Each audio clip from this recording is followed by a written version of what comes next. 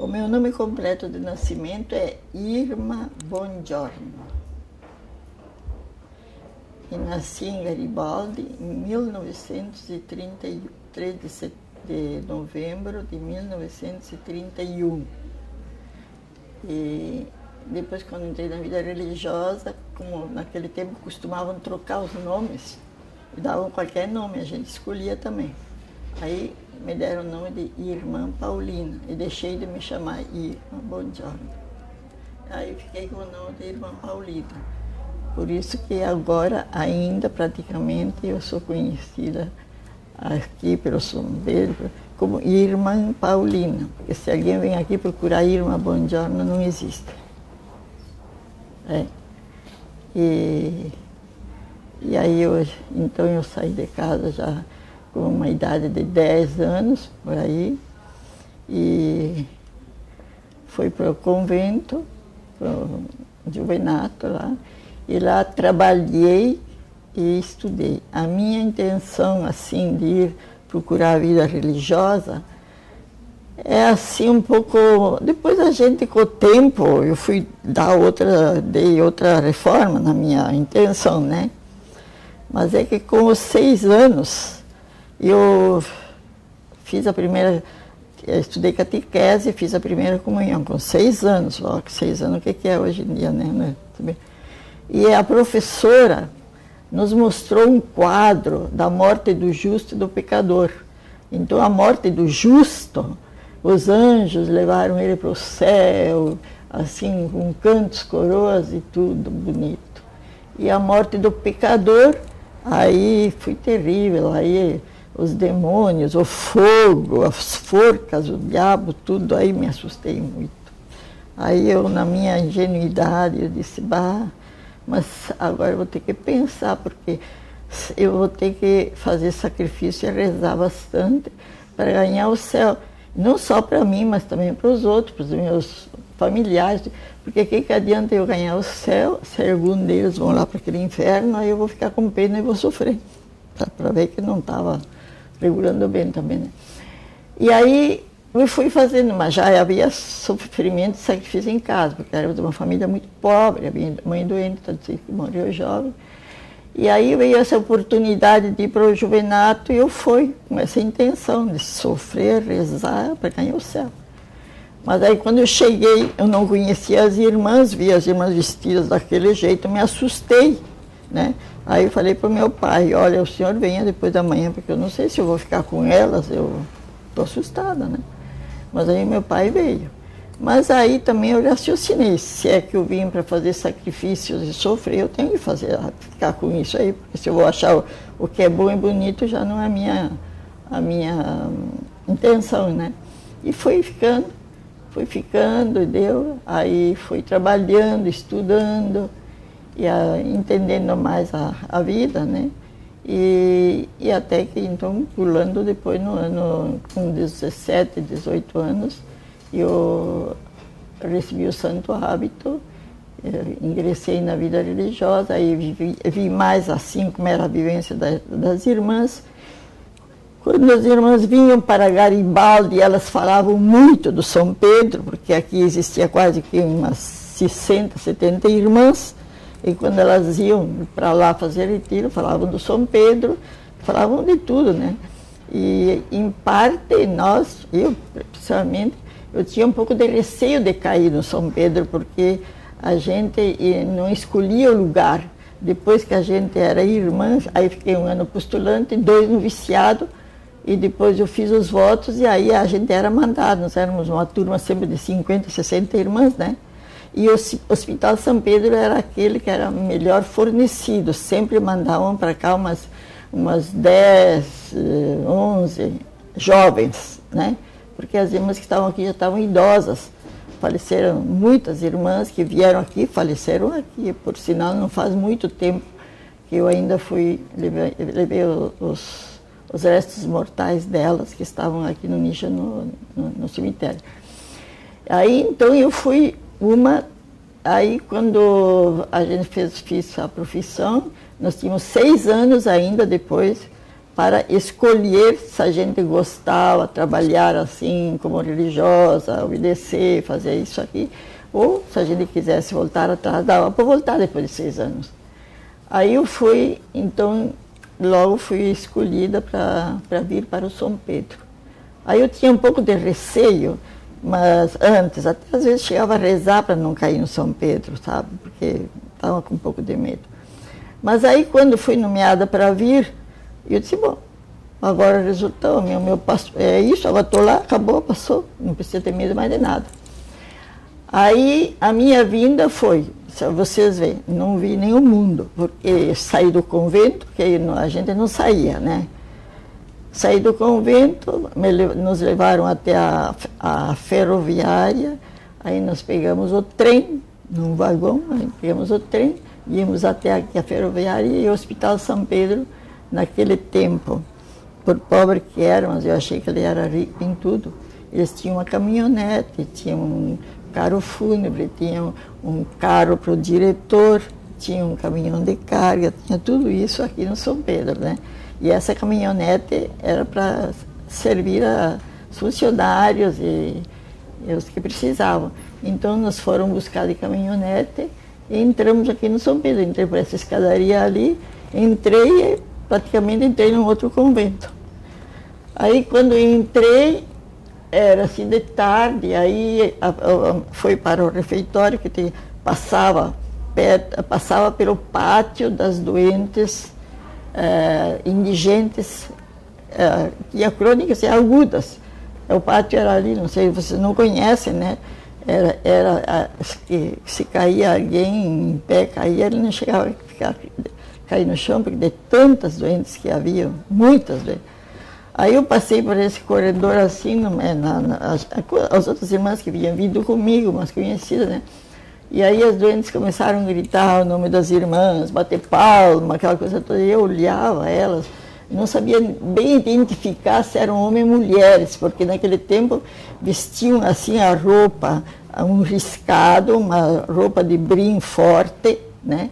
E era feito aqueles vestidos assim simples, né? E aí eu, às vezes, claro que rapavam a cabeça, porque quem aqui ia dar conta dos bichos, né, que se criava por aí, dos piolhos, né? Então, era até um pouco difícil para identificar que eram homens ou mulheres, mas aí eu vi que eram todas mulheres, a voz, os cantos, as beiradas delas e tudo, né? E como também... e aí foi aquela noite até que dormi, eu acho. Depois, ao dia seguinte, fui vendo mais, né? Irmã, em que ano que foi isso? 1900, bom, em 51, teria sido 51, 52 por aí, né? E aí, então, depois começou a minha vida de manhã, conhecer, assim, os pátios, aí tudo, né? Dizer a verdade, eu não conhecia, assim, os homens. Eu fui fazer o curso de enfermagem depois na Santa Casa, ali conheci melhor, assim, a diferença do sexo, tudo, porque no convento eu não conhecia nada disso, da anatomia, né, praticamente. E aí o dia seguinte comecei o trabalho, assim, da comida, mas era muita gente, muitos doentes, eram muitos doentes para dar comida, para levantar do chão, para colocar na mesa, mas muito, até me deu na cabeça, por que existem as carmelitas fechadas lá? Elas deviam também sair e vir ajudar aqui no São Pedro, dar comida para os doentes e fazer isso. Aí ele dizia, não, mas precisa gente também que reze para vocês terem força para fazer isso. Mas aí foi me ambientando, né? Mas não, custou um pouco, mas era onde que eu queria ficar, né? E era muito gostoso, assim, de cuidar desses doentes. E existia um problema, né, que nós não tínhamos serviço de triagem naquele tempo aqui, não existia. E o Hospital São Pedro não conhecia a palavra não tem vaga. Então, as doentes vinham assim aos montes, porque em todos os lugares, Bagé, Uruguaiana, Santa Maria, se eu conheço esses lugares é por causa das doentes, porque eu não viajei em parte nenhuma e também em geografia não estudei isso aí, né? E aí as doentes eram colecionadas nas delegacias e quando havia assim um comboio, uma viagem que valia a pena, por exemplo, um vagão cheio ou uma viatura cheia, aí então o prefeito destacava para trazê-las para São Pedro. E elas vinham assim com um ofício do prefeito dizendo com no final com essa comitiva, estou encaminhando para o Hospital São Pedro as dementes fulano, beltrano, e existia a relação. Em certos prontuários ficava a relação, mas em outros prontuários não ficava porque vinha uma só, né? E vinham com os nomes também todos trocados, porque todas as pessoas que andarilhas, que andavam nas ruas, os guardas, os vigilantes, eles recolhiam e levavam para como é que dizia a doente? Ela me dizia na polícia, porque se não era o policial ter pena de mim, me dar um pedaço de cobertor e eu ia morrer de frio, porque passei muito frio lá e fome. E elas ficavam até ter um número suficiente para vir para São Pedro. E aqui, claro, o nosso trabalho, quando avisavam que chegou o trem, o vagão cheio, vinha escoltados por 2 brigadianos, então aqui era designado assim a caminhonete e a ambulância, 2 funcionários que iam buscar as doentes na ferroviária, e nós aqui em casa, então, nós recebíamos as doentes, o trabalho que a gente fazia, não era aquele negócio, chama o médico, vem médico, não, médico vinha em terceiro lugar. Primeiro era a higiene, alimentação, depois é que vinha, o que sobrava era para o médico. Mas elas estavam tão desnutridas, tão assim, em estados precários, que às vezes com a higiene e a alimentação e um bom trato, elas já se animavam e já tinham condições de falar, de dizer o nome, até dava o nome certo, e aí a gente já acertava um pouco, fazia o prontuário delas, porque não é como agora, que elas já vêm com o prontuário, o nomezinho todo, não é bem assim, só vinha a pessoa, né? Ali que a gente tinha que fazer o prontuário delas. E aí depois, então, os médicos, quando vinham, na segunda-feira, eu me lembro que por tempo de Páscoa, assim que existia 2 dias, 3 feriados, a gente amontoava bastante, porque depois na segunda-feira de Páscoa, quando os médicos vinham, era difícil para achar que tinham vindo e trazê-las todas, porque todas elas eram revisadas pelos médicos, pelo clínico psiquiátrico. E o clínico, eu me lembro que uma coisa muito importante que ele pedia era a abreugrafia das doentes. A abreugrafia e os exames clínicos assim, mais rotineiros, exame comum de urina, exame, assim, os máximos, e esses exames mais, assim, mais simples, mas eram muito importantes. E como nós aqui, pelo que se acha, comparando São Pedro agora, daquele tempo, nós aqui tínhamos tudo. Nós tínhamos o laboratório, nós tínhamos raio-x, nós tínhamos... existia todos esses serviços secundários. Nós tínhamos o serviço de oftalmologia, nós tínhamos o serviço do gabinete dentário, tinha até o serviço de prótese, fazia prótese para os doentes, havia 2 salas de cirurgia, uma ortopedia, outra sala geral assim, para cirurgias comuns, havia maternidade, tudo isso eram atendidas aqui.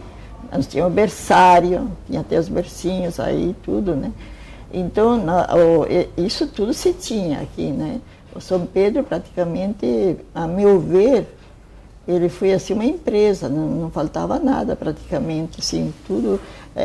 Agora é o contrário, agora os doentes daqui vão para fora fazer exames e tudo, antes os de fora vinham para cá. Ali então passou um tempo assim que se recolhia todos esses doentes da rua, por isso, e as crianças principalmente, essas crianças que nasciam assim, como São Pedro se chamava do hospital de encefalopata, achavam que as crianças que nasciam defeituosas, encefálicas, com defeitos físicos e também com síndrome de Down, era para vir para cá. Então eles traziam aqui. Nós chegamos a ter mais de 200 e tantas crianças aqui, todas deficientonas, né? Claro que a família não vinha buscar, então nós também não mandávamos, e mandar onde, né? Foram criados aqui. Aí então já existia, ou estava idealizaram a Juliano Moreira, que se chamava Colônia Agrícola, que ficava ali em Petrópolis, Jardim Botânico, né? Ali, então, ficavam as crianças, essas crianças defeituosas, que tinha algumas até que o berço delas era uma caixa de sapato, de pequenos que eram, né? E lá, então, tinha também uma equipe de irmãs, tinha cozinha, tinha capela, era um tipo hospital.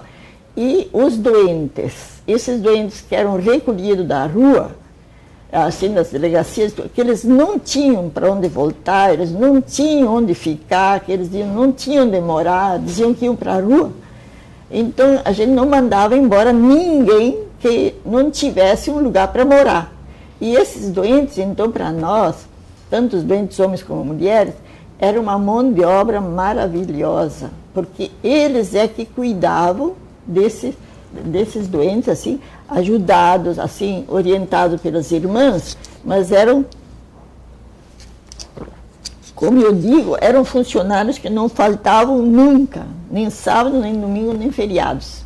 E muitas doentes adotavam, tipo assim, maternidade, adotavam aquelas filhas. Então tinha umas doentes estão até os médicos diziam, mas quando ficavam, deixa eu morrer. Mas se cuidava, que nem sei, porque a doente cuidava daquele pedaço de gente, digo eu, porque nem era gente inteira, né?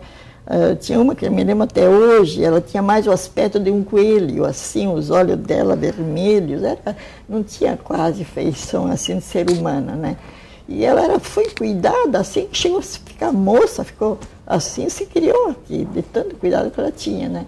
Então a gente valorizava todos, e iam ficando, né? Até que a coisa assim foi indo que resolveram fazer o serviço de triagem, né? Que é o serviço de admissão, que também as médicas assim pensavam muito nesse assunto, né? De receber todos, e também não precisava vir acompanhado. Qualquer policial que trazia, a gente recebia e ia embora e pronto. E aí resolveram fazer o serviço de triagem, que foi até no tempo do doutor, parece que foi o doutor Ciula, ainda que idealizou isso com a equipe dele, né? E aí, então, quando começou o serviço de triagem, aí foi um pouco diferente. Aí tinha casos porque pessoas idosas, que hoje em dia, naquele tempo se chamava esclerosadas, hoje dizem que a doença está com Alzheimer, que eu acho que é um pouquinho trocado, mas mais ou menos a mesma coisa. Baixavam aqui, traziam aqui, porque ela não dormia, porque ela fazia anarquia, porque não sei, então todas essas idosas traziam aqui, mas não seria o lugar, né? Claro, mas se recebia, porque não tinha triagem, né? Eu me lembro, eu negociava muito com a SPAM, mas já não tem mais nada, porque a SPAM tinha umas doentes lá, que até tinha uma cega, que fazia horrores, jogava pinico nas velhas, incomodava, que nem sei. Aí o chefe lá da SPAM, ele veio aqui falar se eu não recebia ela. Aí eu troquei por 5 velhas boas. Eu tinha aqui 5 idosas boas, coitadas, estavam aí jogadas, e troquei por essa cega. Mas ela deu bastante trabalho aqui, eu acredito que ela era cega, mas ela era terrível, ela viveu bastante aqui, sabe? Mas aí depois com essa negociata aí nós fizemos outras. É um trabalho que, por sinal, é muito eficiente. Hoje em dia está muito bem organizado, muito, é um asilo de pessoas idosas, assim, muito... Claro que hoje eles nem sabem desses tempos que se fazia isso, mas a gente fazia para se ajudar, porque não tinha outros... Distribuir umas plaquinhas para botar nas casas que tem spam também, para quem contribuía e tal. Assim, justo pediam ajuda, né? Até não faz muito que... Lá só não sei, parece que é uma entidade assim, assistencial, não é governamental, parece, né? Não é governamental. Não é, não, é privado. Então, até isso eu ficava contente, porque as idosas davam mais trabalho, precisavam mais cuidado, e essas que eram sapecas assim, elas se viravam um pouco, né? Aí, como tinha os médicos, até muitos estudantes, eles passavam eles ficavam de plantão, né? Mas eles também não conheciam muito doentes mentais, né? Às volta e meia baixava alguém que não era lá para cá, não era o caso para ser aqui, né? Por exemplo, veio uma doente que não botava o pé no chão, mas também elas vinham do fora do interior, e os médicos do interior também não sabiam decidir alguma coisa, assim, o que era, né? Que ela veio porque ela não botava o pé no chão, não estava o pé no chão, né? E aí a nossa sorte era que quando as doentes chegavam, a gente tirava toda a roupa delas, trocava a roupa e vestia com a roupa do hospital, porque para ela ter a roupa quando ela saísse, a gente guardava a roupa, tinha uma irmã com doentes encarregadas de guardar a roupa, passar, guardar, costurar, arrumar a roupa, se viesse estragada a roupa, elas substituíam por roupas boas, então era muito, muito bonito até o trabalho. Quando as doentes iam embora, a gente pegava o prontuário e mandava as outras doentes boas, ajudavam muito. Uma coisa muito importante, que nós com 5.000 doentes aqui, o hospital tinha só 300 funcionários em tudo, que havia chácara. Nós cuidávamos assim de bichinhos, por exemplo, os porquinhos da Índia, tinha galinhas, tinha carneiro, tinha ovelhas. Isso tudo era para fazer os reagentes para o laboratório. Nós tínhamos um laboratório aqui. Então eu me lembro quando os doentes traziam o carneiro para tirar sangue, o meu marido Rosário é que funcionava a artéria do carneiro para tirar sangue, para fazer o reagente do laboratório. Então existia todos esses serviços, tinha a chácara, que fornecia bastante verdura, também. Eu, por exemplo, que não gostava de mamão, as irmãs botavam mamão na mesa, eu achei que tinha cheiro de gato, mas agora adoro e não tem. Né? E mamão havia bastante, tinha planta de pera, tinha pareral, tinha bastante frutas, né? E os doentes, tudo isso eram os doentes que cuidavam. Me lembro que tinha o Natal, que era o nome dele, cuidava do pareral da uva, mas às vezes os doentes iam lá, tiravam e tudo. Natal, tu não vê que estão tirando, levando a uva, deixa a irmã Paulina, pior para eles, ele dizia. E não se incomodava. Então, com 5.000 doentes, o que se explica que tinha só 300 funcionários, tanto carpintaria, em todos os setores, por a padaria que nós fazíamos 18 sacos de farinha por dia de pão, 18 sacos, olha que era pão. E às vezes, quando o presídio você pegava 100, você fazia até para o presídio. Então tinha um doente que à meia-noite, assim, ele automaticamente levantava para acender o forno elétrico, que às 7 horas já começavam a botar os pãozinhos dentro. Então havia muitos doentes que ajudavam. Por isso que tinha poucos funcionários. E esses doentes, em parte, porque depois até mais tarde acharam que nós éramos muito maternais, que nós guardávamos muitos doentes, mas esses doentes, se tivessem mandados embora, ficavam zanzando pela rua. Aqui eles ajudavam, eram assim uma mão de obra. Até às vezes tinham os doentes tão bons, também na cozinha, tudo. E até a irmã às vezes dizia assim, a irmã encarregada, porque cada setor tinha uma irmã que liderava o trabalho, né? Tanto na chácara como na colchoaria. Você fazia os colchões aqui, vinham os caminhões cheios de crina, e a gente tinha que abrir a crina e fazer os colchões, não é como agora, que parecem os sofazinhos de bonitos, né? Tinha que se fazer. Então, ela às vezes dizia, não me mande embora aquele doente lá, que ele trabalha tanto que nem sei. Mas a gente às vezes tinha que mandar porque não havia mais vaga, o lugar era pouco. E quando chegava de noite, a gente andava horas com os doentes pela mão para ver se encontrava um cantinho para eles deitarem. Por isso que nós estávamos sempre junto com os doentes, ao levantar, ao meio-dia no almoço, de noite na janta, era sagrado que nós estávamos com eles. Porque nós tínhamos que observar os doentes, como é que eles estavam, para comunicar aos médicos como é que se eles estavam melhor ou pior, porque vocês acham que o médico tinha condições de todos os dias revisar os doentes? Por exemplo, os 20, vou dizer, eu trabalhei nos homens, tanto nas mulheres, que é a mesma coisa. Ontem vieram 20, hoje tem 15, será que eles vão ter condições de revisar os 20 de ontem e os 15 de hoje? E uma coisa muito importante, existia também, não só o doente fazia tratamento mental, assim, mas fazia tratamento físico também, porque vinha tantos doentes com hidrocele, com bócio, com hérnias, mulheres com hérnias, e tudo isso era feito, cirurgia, era feito, a doente era tratada e tudo. Eu sei que quando os familiares vinham buscar, ficaram felizes. Quanto tempo que eu queria operar essa minha senhora, eu não pude. Quanto tempo eu queria fazer isso, eu não podia, porque lá não temos condições onde morávamos. Então, o doente saía muito beneficiado, né? Isso que era uma satisfação para a gente, dar também essa alegria também para os familiares, de ver que traziam os doentes e levavam. E, às vezes, no serviço de demissão também, como eu estava falando antes, os estudantes também não tinham não tinha treino, né, de ver doentes, porque precisa, como eu digo, todas as profissões a gente aprende em cadáveres, mas a psiquiatria se aprende na convivência com os seres vivos, na convivência com os doentes andando. Não vai se aprender psiquiatria nos mortos e nem nos que dormem, né? Então, os estudantes, esses que estavam fazendo plantão, eles não tinham conhecimento.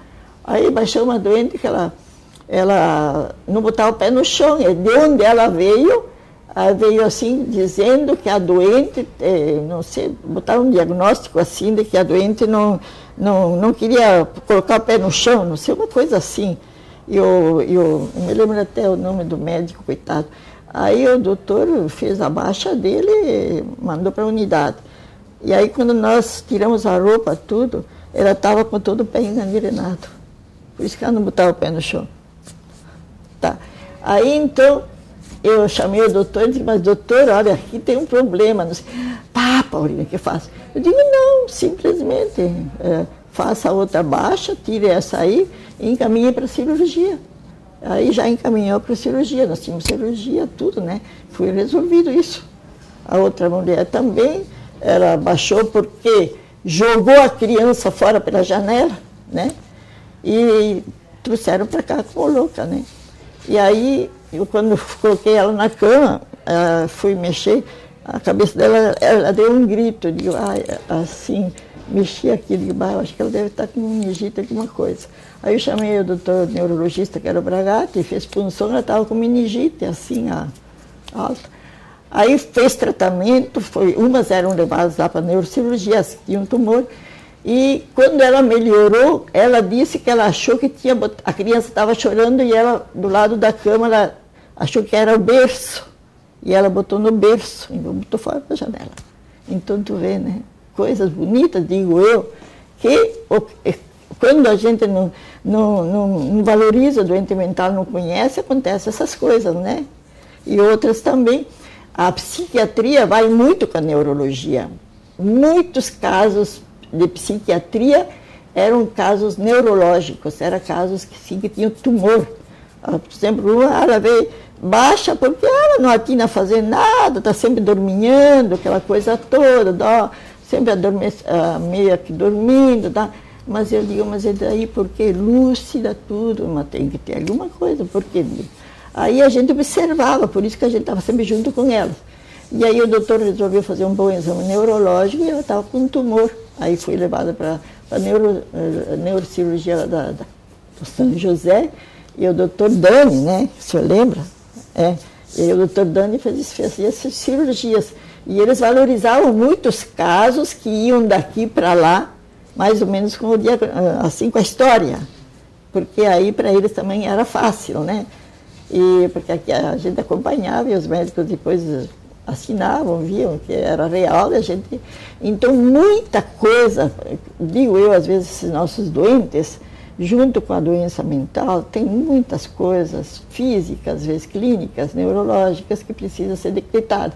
E essas só a gente conhece vivendo com os doentes. E como a gente vivia muito com os doentes, né, a gente via, por exemplo, à noite, todos os doentes desfilavam na frente da gente, porque até a gente inventou lá uma bandeja com várias repartições, era o pelinho, mas eu tenho que falar das primeiras medicações que a gente passava a trabalho. Agora eu já estou até até onde tá, a coisa está boa, que tem medicação, mas antes que não tinha, no começo que não havia medicação, era bravo, porque a única calmante que nós tínhamos era o fenobarbital, que era um xarope que a irmã fazia na farmácia, e aí quando se dava esse xarope, imagina, cuspiam até dizer cheio, até dormir, Nossa Senhora, levava tempo cada doente agitado, né? Mas assim a gente levava, depois os primeiros tratamentos assim, né? Depois veio o cardiazol, agora estou voltando para trás, eu disse para você que eu vou para frente e para trás. Os primeiros tratamentos eram banhoterapia, que tem numa banheira aí para ver, né? Imagina pegar um doente agitado, botar dentro de uma banheira de água quente, depois de banheiro de água fria, como é que tu ia ficar, né? Mas tudo que ajudava eram os doentes ajudavam. Mas depois, então, veio o cardiazol, que era uma injeção que se fazia na veia, e a doente tinha uma certa o tipo epilético, tinha tônus muscular, ficava rígido, adormecido, depois relaxava. Isso era o cardiazol que fazia isso. Mas também não era muito bom o caso. Depois nós tínhamos a insulina, né, que era a insulina mitigada, que se fazia para aquelas que não comiam, e para dar fome, para se alimentar, e a insulina coma, que quando a gente pesquisava nos reflexos assim, quando a gente estava em coma assim, a gente tinha que acordar logo com uma glicose. A insulina era o tratamento mais perigoso, mais difícil do que tudo. Todo mundo lamenta o eletrochoque, mas o eletrochoque era um presente de Deus. Mas a insulina tinha que se cuidar muito, porque se passava do coma, aí dava um coma irreversível e a doente ficava neurológica. Ela ia acabar sendo neurológica, não acordava mais perfeitamente. Você tinha muito cuidado. Então existia a insulina mitigada, que era para comer, insulina coma, e existia a insulina associada ao eletrochoque. Este era o último cartucho que se usava para umas doentes difíceis. Eu sei que se usava muito para as doentes de esquizofrenias hebifrênicas. Hoje em dia trocaram os diagnósticos, eu não sei mais como é que são agora, mas os meus velhos são esses. A esquizofrenia hebifrênica é uma esquizofrenia muito difícil, é um amaranhado de coisas, não era nem psicopata, não era nem distúrbio de conduta, era uma esquizofrenia muito, muito difícil. Então, essa era aplicada assim, eletrochoque associado à insulina. Então, ela fazia insulina coma, quando ela estava em coma a gente acordava com glicose, e quando ela estava assim para se acordar, se aplicava o eletrochoque. Então, a dose era cavalar. E aí, então, quando ela estava para se acordar do eletrochoque, então, antes dela se acordar bem, tinha que se dar aquele xarope, porque era um xarope mais açúcar e água, porque não tinha, ele era bem enjoativo, e tinha que se dar antes que as doentes acordassem bem, porque depois elas não tomavam mais, e aí a gente tinha que devolver a glicose que a insulina tirou. E aí depois, então, depois do eletrochoque, então ela tomava essa glicose, esse xarope, e com isso aí ela se refazia, né? E durante o dia a gente tinha que cuidar, as funcionárias que trabalhavam no setor de insulina, elas eram encarregadas de cuidar muito dos doentes que faziam insulina, porque podiam durante o dia vomitar e depois fazer uma hipoglicemia à noite. À noite também o dormitório da insulina, elas eram todas separadas. Então você vê, no meio de 600, 700, 800 doentes, 900, tu tinha que estar escolhendo, porque não era bem assim, chama fulana, betana, porque elas continuavam bloqueando, porque não era que elas melhorassem, se estivesse bem, né? Ainda aquela vez que queimou o hospício, as doentes estavam em coma, que foram levadas todas para o pátio lá embaixo, calculou que não foi, né? De desespero. Mas não queimou nenhuma até. Mas elas continuam doentes, né? E aí, então, a insulina associada ao eletrochoque, essas umas 3, 4 sessões, se não havia melhora, podia desistir, deixar descansar. Então, a gente deixava essa doente de lado, pegava outras, porque havia muitas doentes. Não dava para insistir só com uma ou duas, sem sem pegar as outras que vinham, porque todos os dias tinha doentes novas. Quando eu vinha, os médicos, existiam médicos de todas as, que fazia de todas as especialidades. Tinha urologista, tinha cardiologista, tinha otorrino, tinha oftalmo, tinha todas. Mas dependia muito da enfermagem, observar os doentes e de levar. Por exemplo, todos os dias tinha uma turma de doentes que iam para o dentista. Mas quem levava essas doentes tinha que ser a enfermagem, de cuidar, ver a necessidade e levar, né? E os médicos também, naquele tempo, como não existia, no começo não existia especialização em psiquiatria, né, doutora? O médico fazia tudo, né? Você fazia tudo. Depois, então, criaram essa especialização que o doutor Davizinho fez lá na Melanie Klein e o doutor José de Barros Falcão aqui fizeram a especialização em psiquiatria, que foi mais observado, mais assim voltado para o doente mental.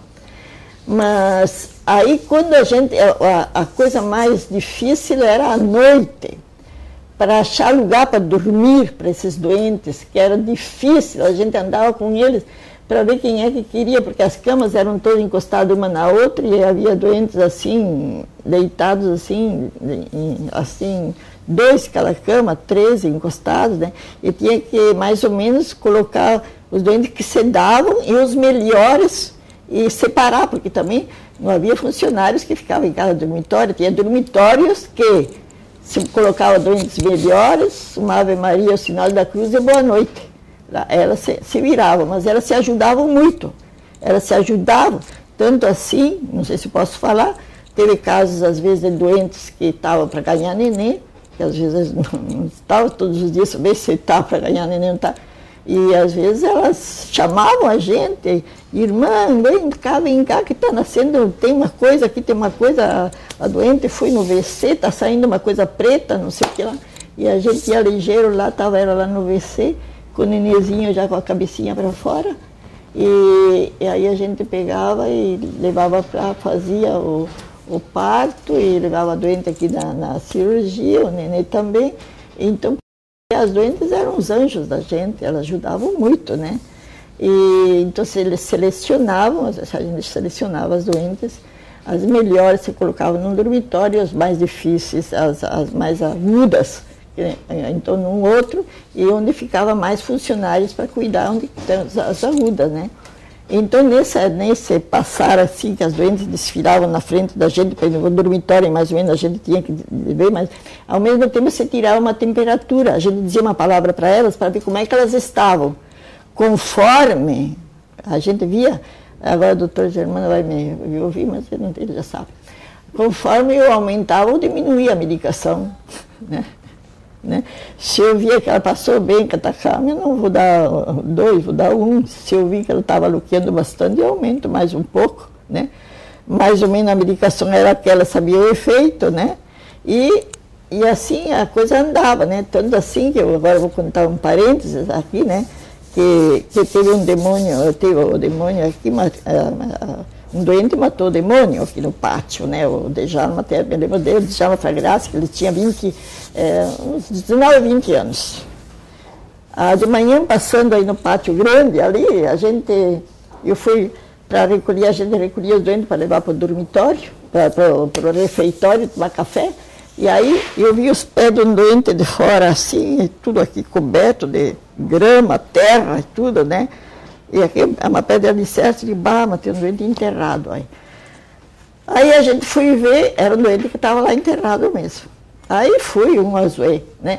Até naquele dia saiu no correio, o delegado perdeu o cachimbo no Hospital São Pedro, porque fui avisada a polícia, veio o delegado para procurar aí no pátio, no meio daqueles 1.800 doentes que tinha, que aí eu era responsável, chefe deles, para achar qual é o criminoso que fez aquilo. Então me mandavam prender todos, um porque estava com uma manchinha de sangue, a outro porque não sei o quê.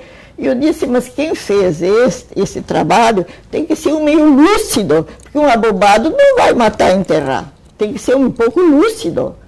que fez, não é isso aí, não adianta estar guardando eles que não fizeram isso aí. Mas afinal fui fazendo o dia todo, procurar, os médicos, não se achou quem fez aquilo.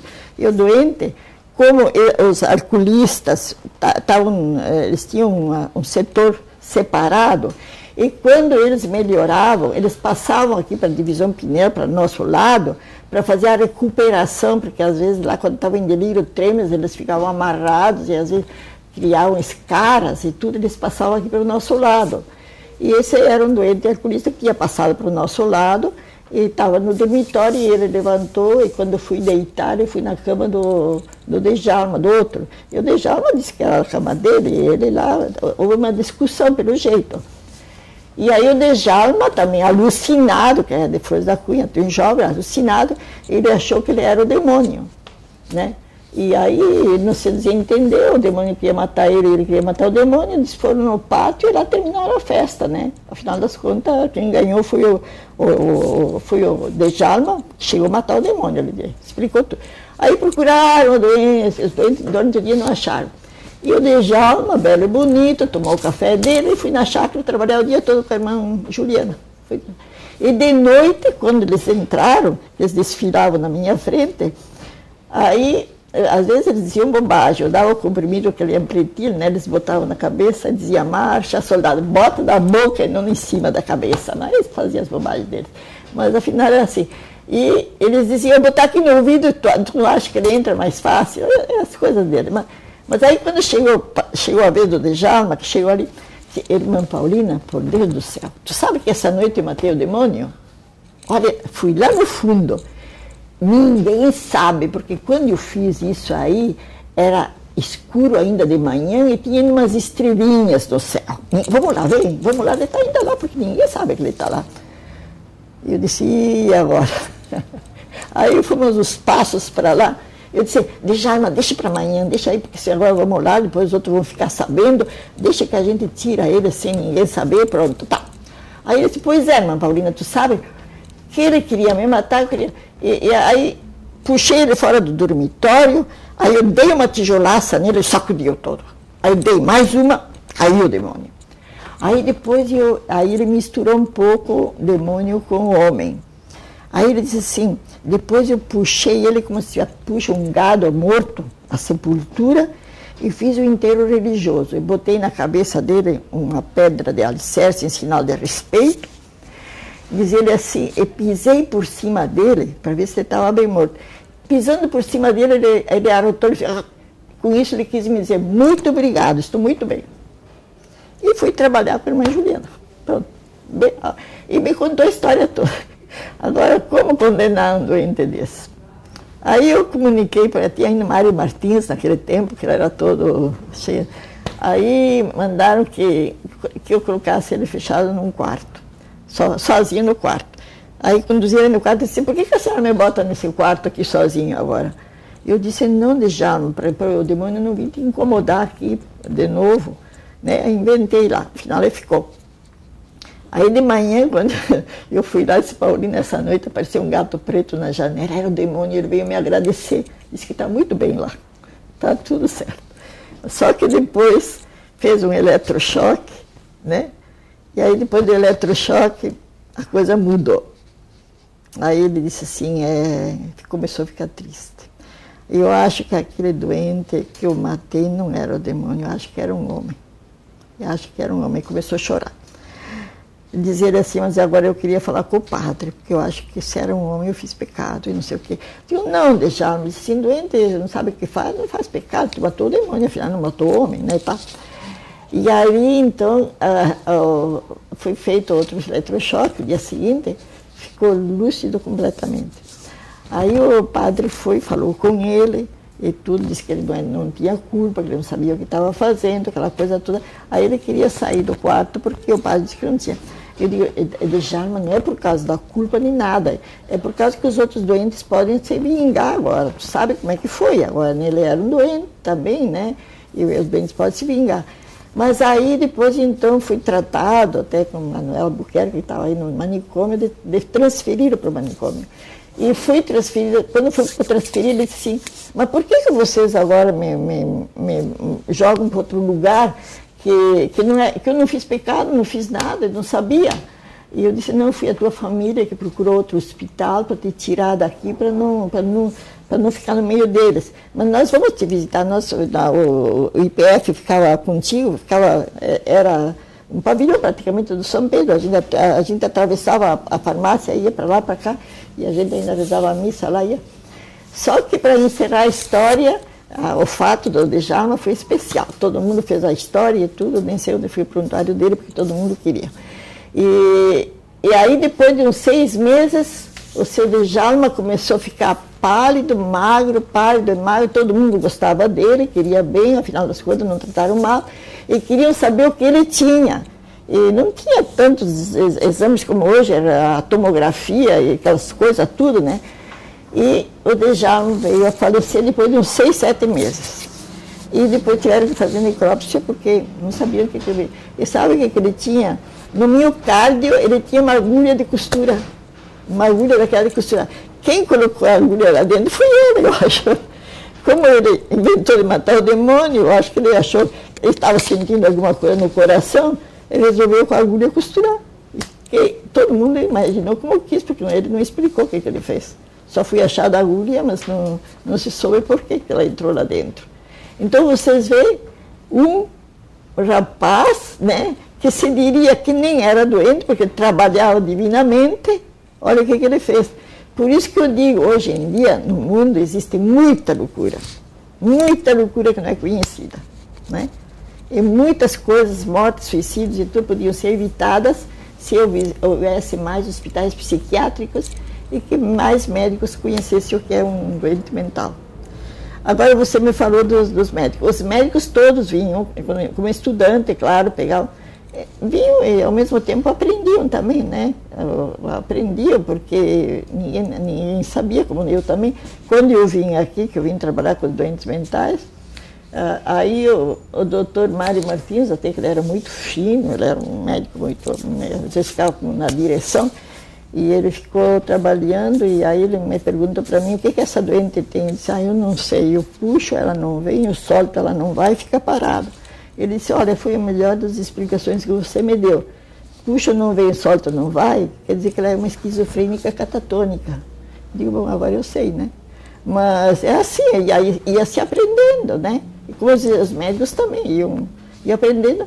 E tendo, assim, a gente que ensinava, aliás, que orientava eles, muitos deles, eles gostavam, porque a gente orientava eles, né?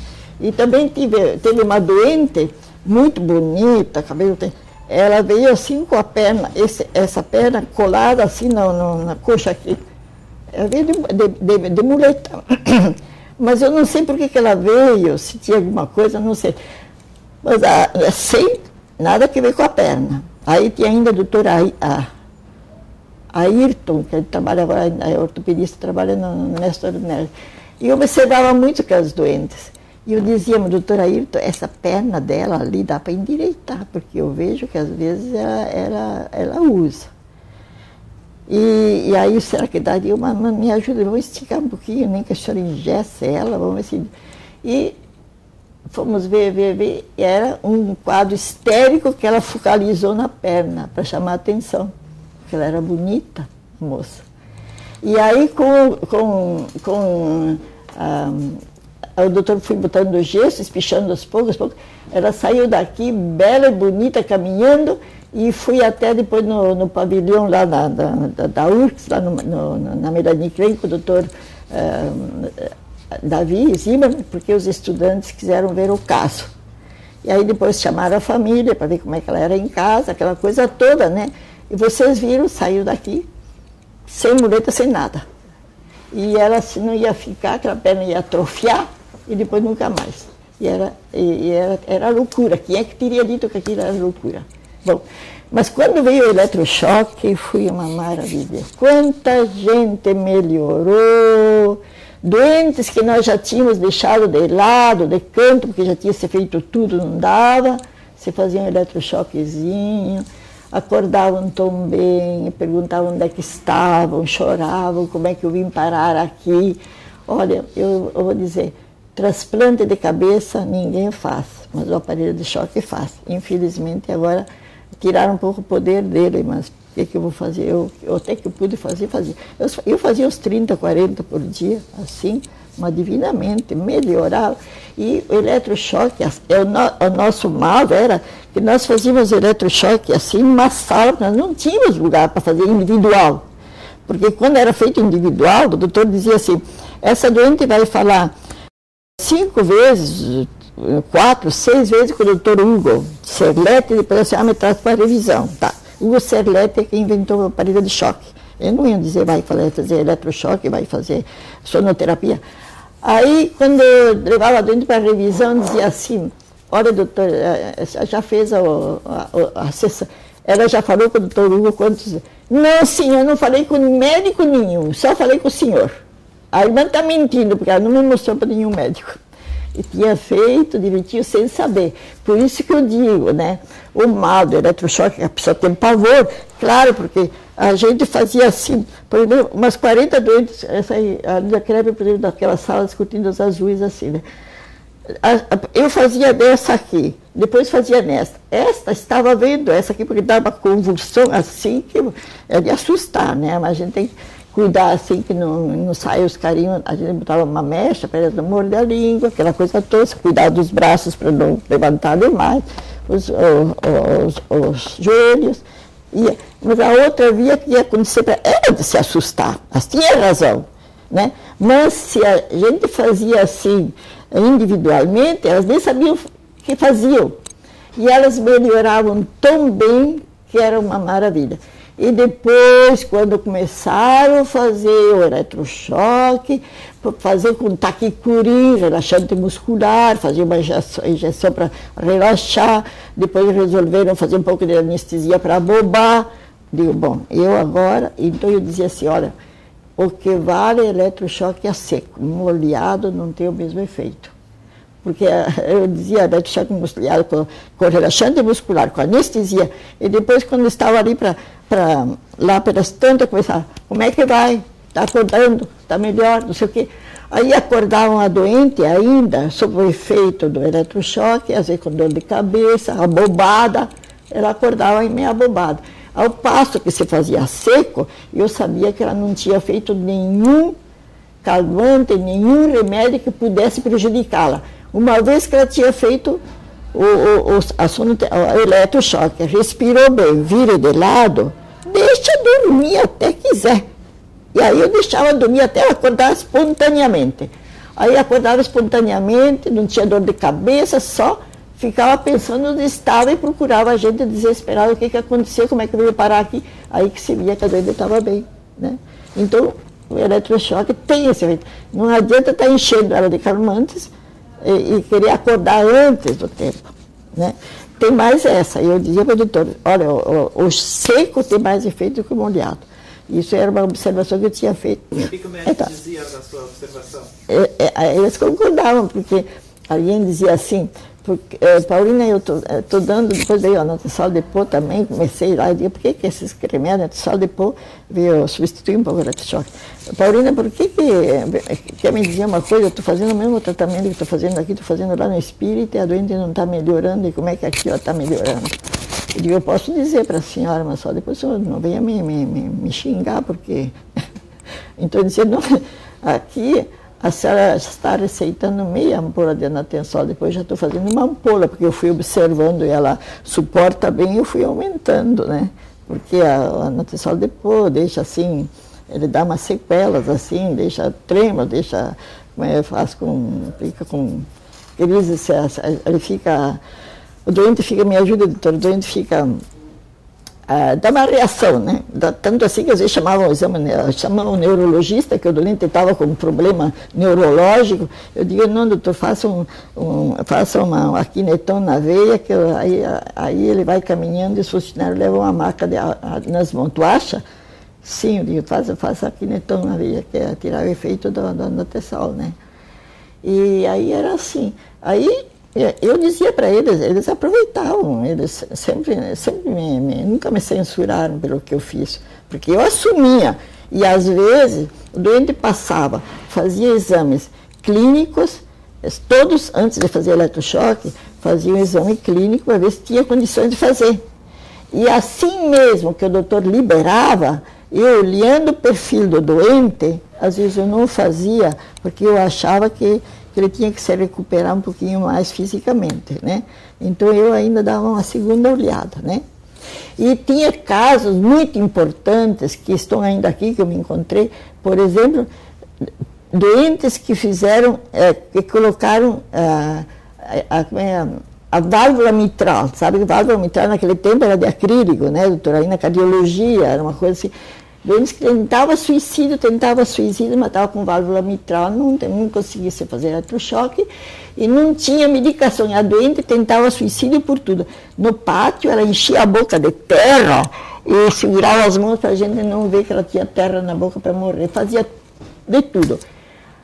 Aí o que restava fazer um eletrochoque, mas aí eu dizia, eletrochoque não vai aguentar, porque está com essa válvula de acrílico, ela é capaz de pifar.